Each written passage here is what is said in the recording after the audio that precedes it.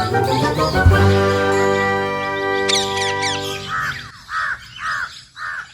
हवा का झोंका और उसके साथ बारिश की पहली बूंद की ऊपर से गिद्धों की आवाज गूंजने लगी। और मैं भी वहाँ बैठकर चाय पीऊंगा। लेकिन सब ध्यान रखना, बादल गहरे हैं, नीचे घाटी में बहाव तेज है, बच्चों को अपने पास रखो। मैं तो सबसे आगे उड़ूंगा।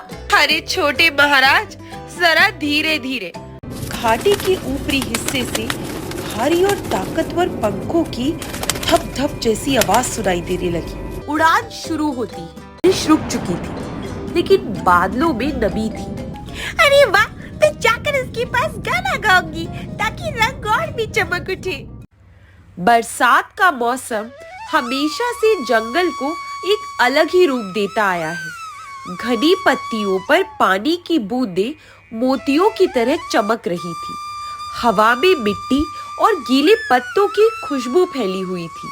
दूर पहाड़ों पर बादल ऐसे लिपटे थे जैसे किसी ने सफेद शॉल ओढ़ा दिया हो।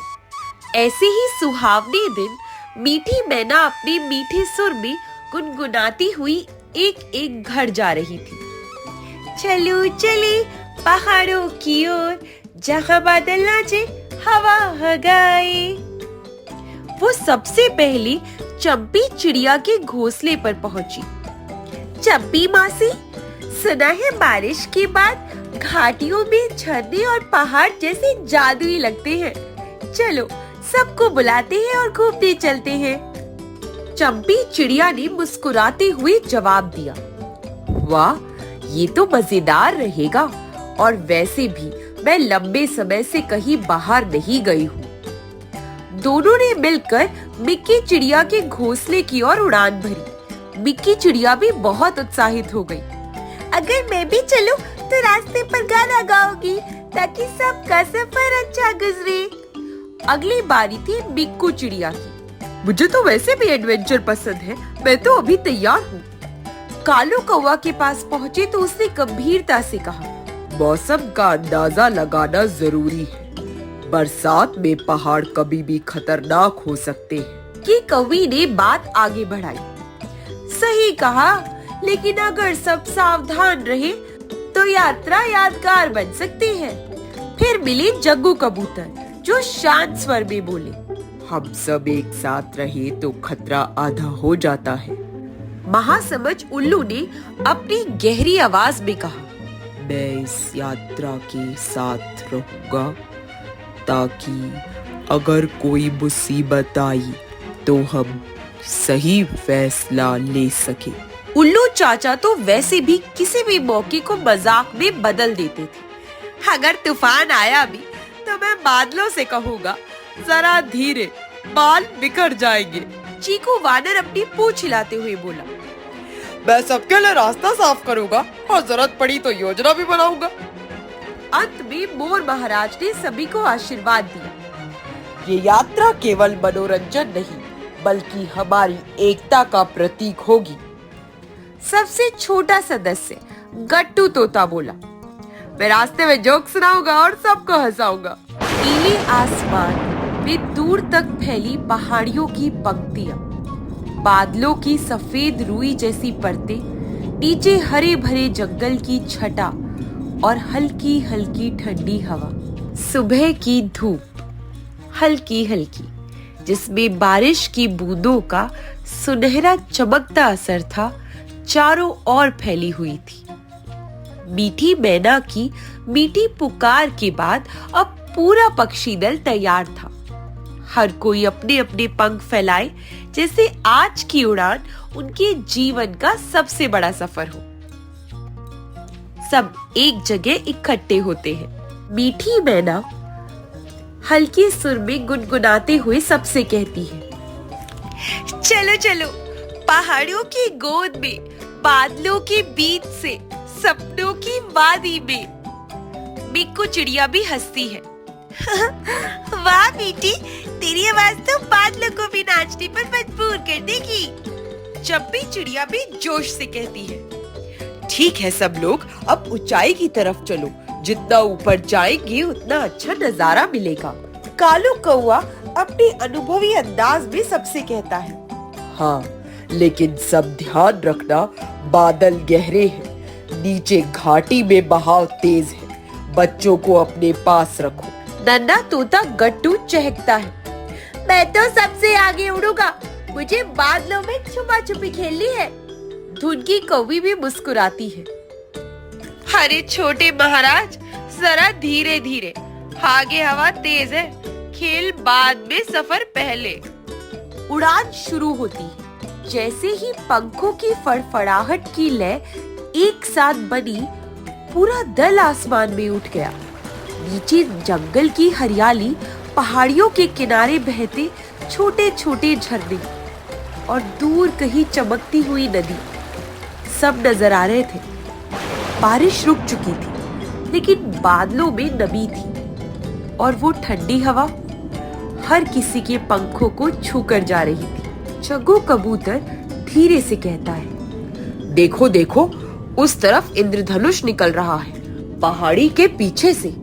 मिक्की चिड़िया उत्साहित हो जाती है। अरे वाह, मैं जाकर इसके पास गाना गाऊंगी ताकि रंग और भी चमक उठे। उल्लू चाचा एक मजाकिया अंदाज में उसे कहते हैं। हाँ, और मैं भी वहाँ बैठकर चाय पीऊंगा। बारिश के बाद का इंद्रधनुष, मजा आ जाएगा। महासमझ उल्लू अपनी गंभीर आवाज में कहते हैं, इंद्रधनुष सुंदर है, लेकिन हमें समय पर पहाड़ की दूसरी घाटी में पहुंचना है, वरना शाम होते होते मौसम बदल सकता है। उड़ान के बीच हल्की हल्की बारिश की बूंदें शुरू हो जाती है। रास्ते में बादलों से टकराते हुए कभी कभी छोटी छोटी पानी की बूंदें उनके पंखों पर गिरती है। गट्टू तो हर बार चिल्लाता, अरे देखो, बादल मुझ पर छींटा मार रहे हैं। बाकी सब हंस पड़ते। चीकू वानर, जो एक पहाड़ी पर दौड़ते दौड़ते साथ आ रहा था, ऊपर उड़ते पक्षियों को देखकर कहता है, अरे भाई, जरा मेरे लिए भी बादलों से पानी लेकर आओ, यहाँ नीचे तो कुछ गिर ही नहीं रहा।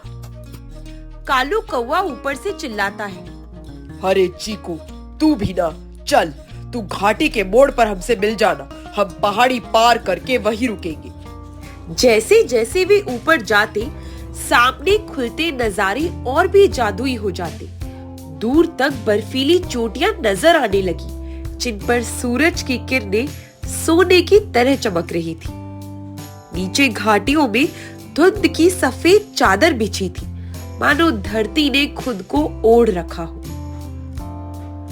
मीठी मैना धीरे से गुनगुनाती है, ये सफर ही तो असली मजा है, दोस्तों का साथ हो, पंख खुले हो और सामने हो अनजान सा रास्ता। चंपी चिड़िया अपना सिर हिलाते हुए कहती है, हाँ, लेकिन याद रखना, ये रास्ता सिर्फ सुंदर ही नहीं, कभी कभी खतरनाक भी हो सकता है। गट्टू अपने शरारती अंदाज में कहता है, चंपी दीदी, अगर रास्ता खतरनाक होगा तो आप हमारी सुपर हीरो बनकर बचा लेंगी। हर कोई हंसते गुनगुनाते और ठंडी हवा का आनंद लेते हुए आगे बढ़ रहा था। उन्हें नहीं पता था कि इन मुस्कानों के पीछे, पहाड़ों के उस पार, बादल और हवाएं एक बड़ी तूफान की योजना बना रहे थे। ऊंची पहाड़ी घाटी, जहां दूर दूर तक हरे भरे पेड़, जंगली फूलों की खुशबू और चहकते झरनों की आवाज गूंज रही है। आसमान में बादलों की रुई जैसी सफेदी, हल्की हल्की ठंडी हवा बह रही है। जब सभी पक्षियों ने लंबे सफर के बाद घाटी के इस खूबसूरत हिस्से में पैर रखा या कहीं पंख टिकाए, तो ऐसा लगा मानो किसी स्वर्गिक जगह पर आ गए हो। यहाँ की हवा अलग थी, ठंडी, भीनी और मीठी। चारों तरफ पहाड़ मानो उन्हें अपने आगोश में ले रहे थे। चंपी चिड़िया हवा में गोल गोल चक्कर लगाती है। वाह, देखो कितना सुंदर है ये इलाका, जैसे किसी ने रंगों से पेंटिंग बनाई हो। मिक्की चिड़िया भी खुश होकर फिर से गुनगुनाने लगती है। ये जगह तो मेरे गाने के लिए बिल्कुल ही परफेक्ट है, सुनो सब लोग, ला ला ला ला ला ला ला ला ला ला ला ला ला।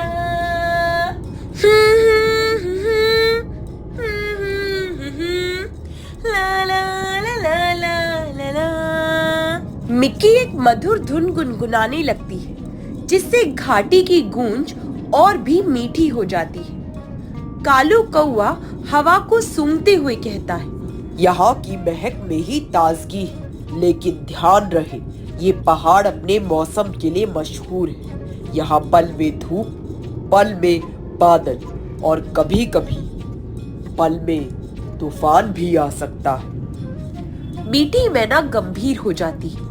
कालू भैया सही कह रहे हैं, हमें सबके लिए सुरक्षित जगह चुननी होगी जहाँ बच्चे भी आराम से रह सके।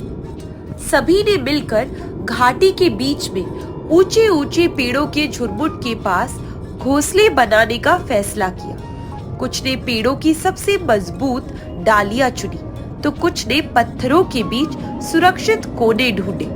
जग्गू कबूतर पत्थरों के बीच जगह दिखाते हुए कहता है, देखो यहाँ पानी भी पास में है और ऊपर से ये चट्टान हमें हवा और बारिश से बचा सकती है। गट्टू उत्साह से इधर उधर उड़ने लगता है। मैं तो यहाँ अपने लिए एक छोटा सा घोंसला बना लूंगा और पास में फूल भी लगा दूंगा। धुनकी कौवी मुस्कुराती है। गट्टू, फूल तो अच्छे हैं, लेकिन पहले सुरक्षा देखो, फिर सजावट करना। धीरे धीरे 2-3 छोटे छोटे घोंसलों के समूह बन गए। हर समूह में 2-3 पक्षी और उनके बच्चे रह रहे थे। चंपी, मीठी मैना, कालू, मिक्की, मिक्कू और उनके बच्चे एक साथ थे। पास ही गट्टू का घोंसला था और थोड़ी दूरी पर जग्गू, धुनकी और उल्लू चाचा का। उल्लू चाचा हंसते हैं, अरे वाह, अब तो हम यहाँ मस्ती करेंगे, गाना बजाना होगा और पहाड़ों के किस्से सुनाएंगे। महासमझ उल्लू अपने गंभीर स्वर में कहते हैं, कहानी सुनना ठीक है, लेकिन ये मत भूलो कि रात में यहाँ कई खतरनाक शिकारी भी आते हैं। चीकू वानर पेड़ से झूलते हुए कहता है, अरे भाई, शिकारी आए तो मैं देख लूंगा, कोई हमारी टोली को हाथ नहीं लगा सकता। पहाड़ों में पहला दिन बहुत शांत और खुशगवार बीता। बच्चे खेलते रहे, बड़े बातें करते रहे और घाटी में गानों की गूंज सुनाई देती रही। लेकिन किसी को अंदाजा नहीं था कि ये शांति सिर्फ तूफान से पहले की खामोशी है। वही पहाड़ी घाटी, दोपहर से शाम में बदलता आसमान, पहाड़ों के पीछे सूरज धीरे धीरे ढल रहा है, लेकिन हवा में एक अजीब सी बेचैनी घुलने लगी है। पहले दिन की खुशी और मस्ती के बाद सभी पक्षी अपने अपने घोंसलों में आराम कर रहे थे, लेकिन जैसे जैसे सूरज ढलने लगा, घाटी की हवा में ठंडक बढ़ने लगी और बादल ऊपर ऊपर से धीरे धीरे घिरने लगे। कालू कौवा आसमान की तरफ देखता है। ये बादल सही नहीं लग रहे। पहाड़ों में ऐसा रंग तभी आता है जब या तो तेज तूफान आने वाला हो या फिर कुछ और। चंपी चिड़िया थोड़ा डर जाती है। कुछ और मतलब कि मौसम का ये बदलना अकेले नहीं आता।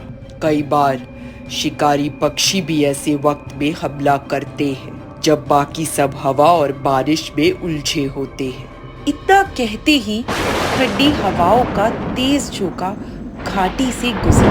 पेड़ों की पत्तियां सरसराने लगी और दूर कहीं गड़गड़ाहट सुनाई दी।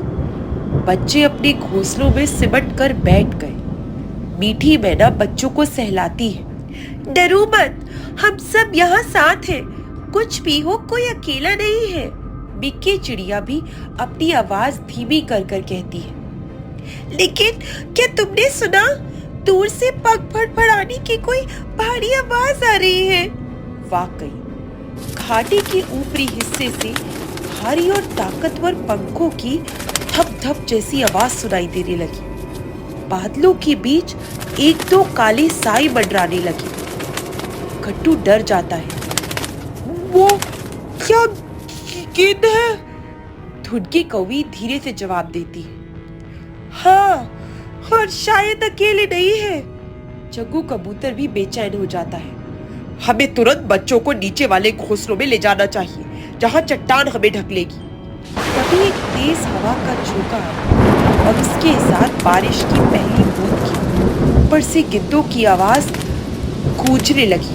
उनकी छायाएं और पास आती जा रही थी। उल्लू चाचा तुरंत आदेश देते, सब ध्यान दे, बच्चों को बीच में रखो और बड़े बाहर घेरा बनाकर खड़े हो जाए।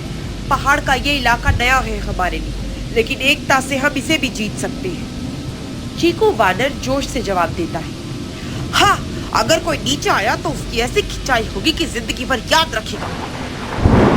बादल अब पूरी घाटी पर छा चुके। बिजली चमक रही और हर चमक में ऊपर मंडराते गिद्धों की डरावनी परछाइयां दिख जाती। पहली बार इस नए घर में डर का साया महसूस हो रहा था। पहाड़ी घाटी का ऊपरी किनारा और रात का शुरुआती समय। बादल पूरी तरह छा चुके हैं। बिजली चमक रही है और गिद्धों की परछाइयां कभी दिखती, कभी गायब हो जाती। हवा में बारिश की ठंडक और डर की गंध घुली हुई है। घाटी का आसमान मानो किसी ने काले रंग में डुबो दिया। हर बार जब बिजली चमकती, ऊपर घूमते गिद्ध ऐसे लगते जैसे आसमान में तीर धनुष ताने हुए योद्धा हो। नीचे घोंसलों में बच्चों की सांसें तेज हो रही थी और बड़े बुजुर्ग पक्षियों की आंखों में सतर्कता साफ झलक रही थी। उल्लू चाचा गंभीरता से कहते हैं, सब तैयार रहो, जैसे ही कोई नीचे आए मिलकर घेर लेना। याद रखो, डर की नहीं, एकता की ताकत काम आएगी।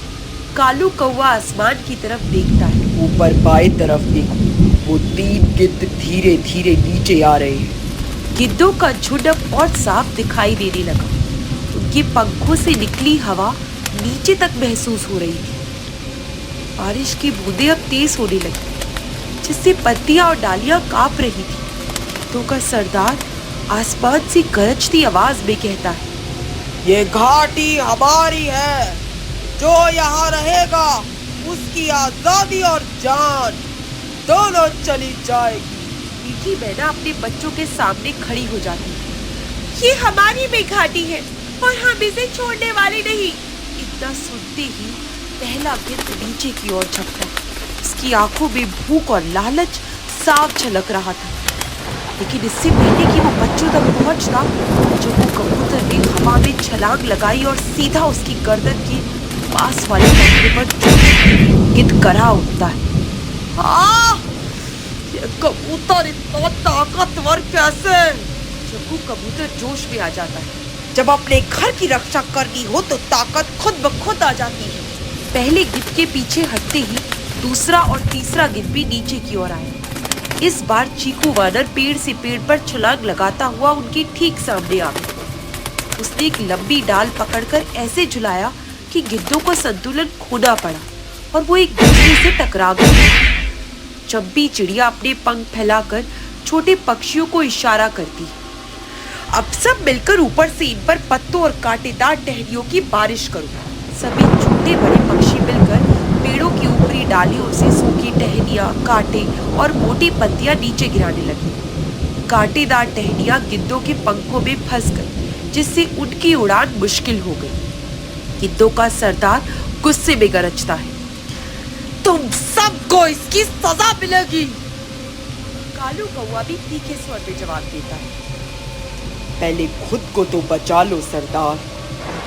तभी एक जोरदार बिजली कड़कने के साथ हवा का तेज झोंका आया। गिद्धों की उड़ान का संतुलन बिगड़ गया और उनमें से 2 पहाड़ी चट्टानों से टकराकर नीचे घाटी में गिर पड़े। बाकी गिद्ध सरदार के इशारे पर पीछे हटने लगे। मीठी मैना अपनी सांस संभालते हुए कहती है, हमने जीत लिया, लेकिन ये तो बस पहला हमला था। उल्लू चाचा भी गंभीर हो जाते हैं। सही कह रही है, अब हमें अपने बचाव को और मजबूत करना होगा, क्योंकि ये लौट कर जरूर आएगी। बारिश धीरे धीरे थम रही थी। लेकिन सभी के मन में एक बात साफ थी, अब ये घाटी सिर्फ खूबसूरती का घर नहीं बल्कि आने वाले संघर्ष का मैदान भी है।